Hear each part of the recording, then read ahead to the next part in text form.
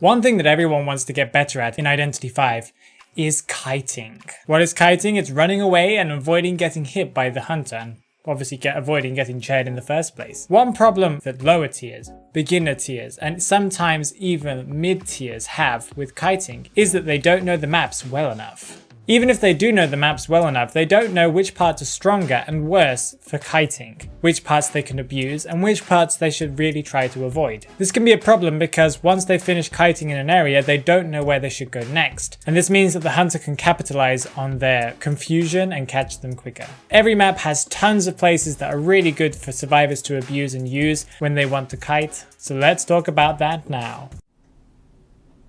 Beginning with Arms Factory. Now, Arms Factory has a lot of great kiting places, lots of walls, lots of windows, lots of obstructions where the hunter can't see which way you're going or which direction you're going, multiple options for you to choose from. But the strongest area, in my opinion, is the factory itself. The fact that it has multiple different exits, some of them being windows that force the hunter to go into a vaulting animation as well, means that you can loop this area and abuse it for a very long time. Specifically, the window and the door with the pallet is the strongest place for you to loop. By vaulting the window to the outside of the building, you can tell which direction the hunter is coming in. If he goes through the window, you run to the door. If he goes through the door, you run to the window. If the hunter gets too close, you either close the pallet by the door, or you run to the other door, or the other window, and you vault back around towards the door where the pallet was, and you continue the loop again. The next strongest kiting area is the center of the map, where there is a wall section and a cipher inside of this kind of broken house. The multiple pallets there and the access to a small section of pallets and walls next to it mean that this is a great place for you to waste the hunter's time. The fact that the hunter can't see which direction you're going in makes it very difficult for them to understand where you're going, and they have to predict, and sometimes this means they make mistakes. Also, this place is very close to factory. This means that you can loop this area a couple of times and then you can just run towards factory and then continue the looping there. Another really strong area is the section behind sandbags. Now, sandbags is where the cipher is that has sandbags next to it. One good thing about this area is you can see a hunter coming from a mile off. And one thing that I really find annoying as a hunter is seeing survivors flee into the ruins as soon as I come anywhere near that cipher. By dropping the pallet that's right next to that cipher, you're now obligating the hunter to either go around to the left, go through the pallet, or go around to the right. Either way, you know which way the hunter's going, and you can go the opposite direction to them, and you can just loop around. By going further into the ruins, you can also then eventually go towards the center of the map, and then from the center of the map to Arms Factory. All these places are great places that are connected to each other and are very safe to use. The small shack area is also a great place for you to use to get towards the center of the map. I would say that the shack itself is actually more of a transition point, but you can abuse it a couple of times and then go towards the center map.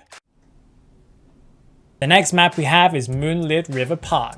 This map has tons of great places for you to go and kite in, but it also is relatively open that can be beneficial for the hunter as well. The strongest place for you to kite in my opinion, is the area behind the two-story building in the corner of the map. This long zigzag of walls with pallets and then the walls behind it make it so that you can kite around this area for a very long time. By closing these pallets, the hunter doesn't know which direction you're going, and even then, as soon as they break the pallet, you can either loop back around or you can go behind the walls and then loop that area again, giving you enough time to decide which direction you want to go to transition to, for example, into two-story building or towards First Stop. First Stop is the place where the roller coaster has the first stop. This is one of the best places for you to go towards if you're in a kite. You can take the roller coaster and the hunter can't do anything about it as they watch you zip away. Another strong area in Moonlit River Park is the two-story building itself. This is a great place to go to if you're in a kite, especially since you can go up the stairs and vault the top window, and the hunter has to decide with either vaulting the window after you or going back down the stairs. That delays him very much. This also gives you two options. You either go towards First Stop after vaulting the window, or you go back inside the building and do that loop again. This building can also be abused with characters like Perfumer, where you would actually perfume before vaulting the window, so the hunter has to decide to either stand there waiting for you to teleport back, if you do, or to go after you and then you teleporting back, being at the top of the stairs again. The walled area near Carousel, the working carousel, not the broken one, is a very strong area for you to kite in as well. The literal Z shapes of the walls make it very difficult for the hunter to catch up to you even though you're just out of their reach. dropping pallets on them or scaring them with the possibility of having a pallet dropped on them, this can delay the hunter very, very much. And you could also use this part of the map to go to the next part of walls that are right next to it with the window and the pallet that you can also loop a couple of times. One little secret is if you're a character who has an ability that needs to regenerate, for example Seer or Priestess or something like this, you can actually waste a couple more seconds of the hunter's time and more charging for you by looping around the actual carousel itself.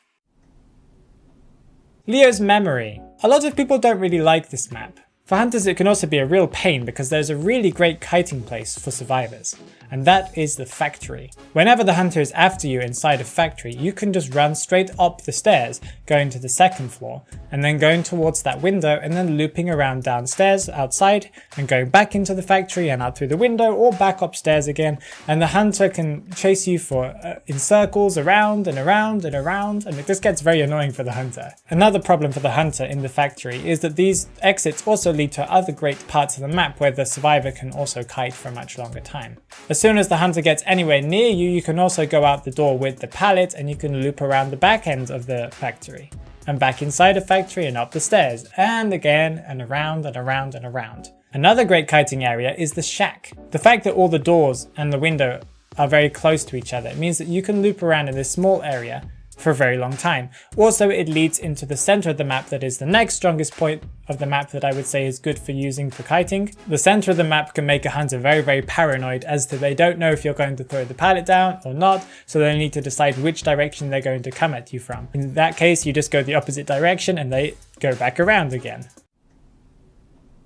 Eversleeping Town is a very open map, but it does have very strong kiting areas. The isolated building is one of the strongest areas in this map for kiting, due to its multiple exits and the fact that it has 2 floors. One thing that most people are not aware of in this building is there are actually 2 windows in this building. When you go up the stairs, usually people go to the left and then jump out of the window, going to behind the building. But there is also, straight when you come up from out of the stairs, there's actually another window to your right that leads to the train tracks.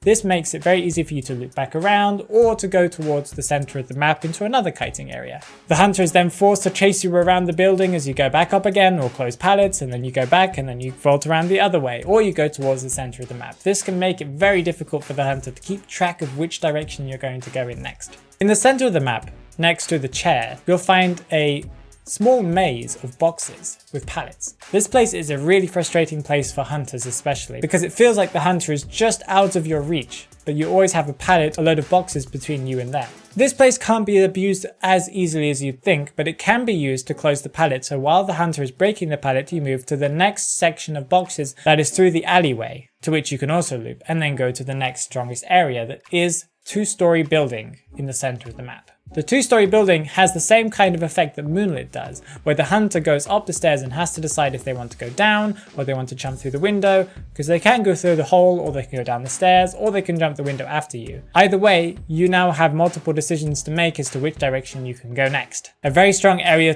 for you to go after vaulting the window is to go towards Graveyard. Now Graveyard is very difficult for hunters because there are lots of little walls and pallets, and they never know that you as a survivor can zigzag between closing pallets, and this can delay a lot of the hunter's time, and also even if they do get you, they're a long way away from the rest of the ciphers.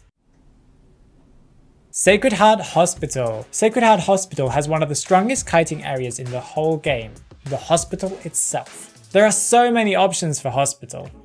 The fact that it has 2 floors with a hole in it means that you can go through the hole, you can go through to one of the doorways and then go back downstairs again, vaulting the window to another kiting area, or back around to one of the other entrances and then going back upstairs again. This place is a really great place for you to learn to abuse, and depending on the hunter you should definitely be more aware of doing more of a tight kiting style or just going really, really far away from the hunter by vaulting the window and zooming back around inside of the building.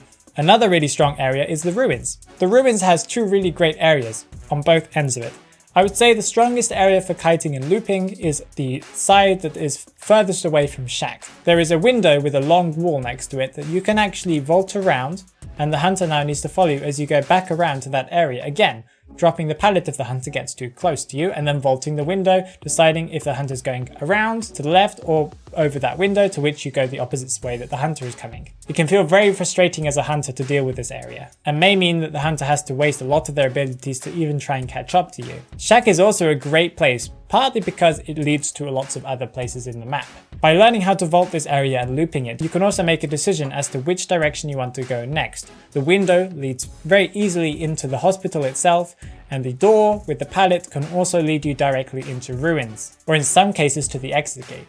With the new map coming out, Chinatown, there are a lot more experiments for players to learn about the map, to see which places are better to kite in and which places are worse to kite in, so I still can't give you any information about Chinatown. All the places that I have mentioned in this video are not the only places that you should kite in the maps. There are other great places in each map that you should learn how to kite in, but I mentioned some of the strongest ones from each map. If there are any other stronger ones that you know of, and if you think I'm incorrect about any of these pieces of information, please tell me down in the comments below. If you found the information in this video interesting and useful, then please leave a like and subscribe if you'd like to know some more tips, some tricks, some secrets, and even some general information about Identity V itself. Take care, guys. Bye bye.